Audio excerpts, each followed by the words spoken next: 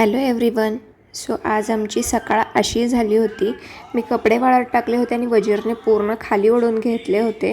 So दुपारच्या जेवणामध्ये काळ्या घेवड्याची ही भाजी केली होती आणि दुसरीकडे चपाती वरण भात केलं होतं. मला खूप तोंड आलं होतं, त्याच्यामुळे मी माझ्यासाठी वरण घेतलं होतं चपातीसोबत खायला. सो हे होतं दुपारचं जेवण आणि त्याच्यानंतर आम्ही आवरून वगैरे हॉस्पिटलला निघालो होतो, कारण माझं तोंड काही राहिलं नव्हतं. सो तुम्हाला आपल्या मागच्या ब्लॉगमध्ये सांगितलं होतं की आपल्या घरी काय वस्तू येणार होती. सो हा मी फ्रीज घेतला होता. हा कसा आहे हा नक्की सांगा. आणि हा फ्रीज आम्ही काल घेतला होता आणि हा LGचा फ्रीज आहे. माऊ खूप खुश होती, कारण नवीन फ्रीज होता, खूप छान होता. बरेच दिवस झाले देवपूजा काही करता आली नव्हती. बाहेर छान कडकडीत ऊन पडलं होतं आणि इथे माऊने देवपूजा आज घातली होती. खूप कुंकू वगैरे लावून देवपूजा केली होती. जोरात देवपूजा झाली होती.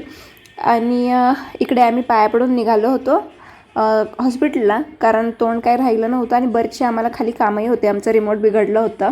सो सगळ्यात आधी आम्ही रिमोटचं खरेदी करायला गुजरात कॉलनीमध्ये गेलो. रिमोट आम्हाला कुठेच भेटला नाही. आम्ही खूप ठिकाणी फिरलो.